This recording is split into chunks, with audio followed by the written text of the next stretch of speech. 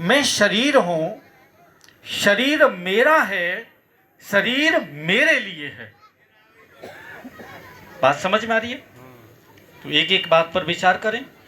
मैं शरीर हूं, यानी शरीर की प्रत्येक इंद्रिय की क्रिया को, चाहे वो ज्ञान इंद्रिय हो, चाहे वो कर्म इंद्रिय हो, अंतःकरण तक की स्थिति को मैं जान रहा हूं, और जो मेरे जानने में आ रही है वो मेरे से भिन्न है।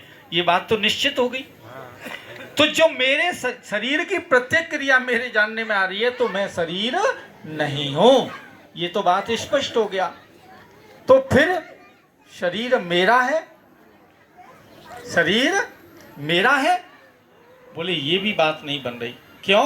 कि शरीर अगर मेरा होता तो मेरे साथ होता। इसका तो प्रतिक्षण परिवर्तन हो रहा है। बाल्यावस्था से युवावस्था कब आ गई मुझे तो पता ही नहीं पड़ा, और युवावस्था से वृद्धावस्था कब आ गई मुझे तो पता ही नहीं पड़ा।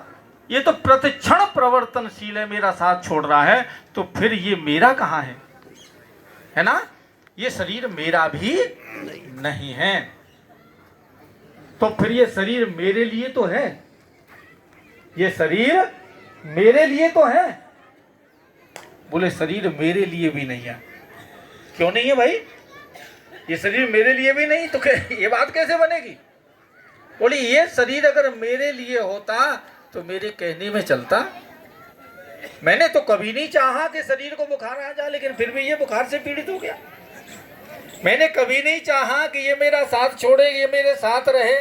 मैं तो हमेशा यही चाहता है, लेकिन इसमें तो परिवर्तन होता रहा। ये मेरी मर्जी के बिना बीमार हो गया, और मेरी मर्जी के, यार शरीर मेरे लिए होता तो मैं जहां होता तहां ये रहता, फिर मेरा साथ क्यों छोड़ता?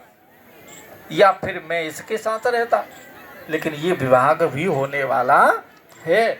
इससे ये निश्चित होता है कि ना तो मैं शरीर हूं, ना शरीर मेरा है, और ना शरीर मेरे लिए है। फिर किसके लिए भाई? फिर है किसके लिए? बोले ये उन कर्तव्यों, उन जो पूर्व के संचित होकर के प्रारब्ध होकर के आए, उन सब प्रारब्ध को भोगने के लिए, और साधन के रूप में उस लक्ष्य को पहुंचने के लिए है जो मेरे आवागमन को छुड़ा देता है। साधन के रूप में मेरे को मिला है। इसको सावधान करके इस लक्ष्य से, इसकी ममता को छोड़ करके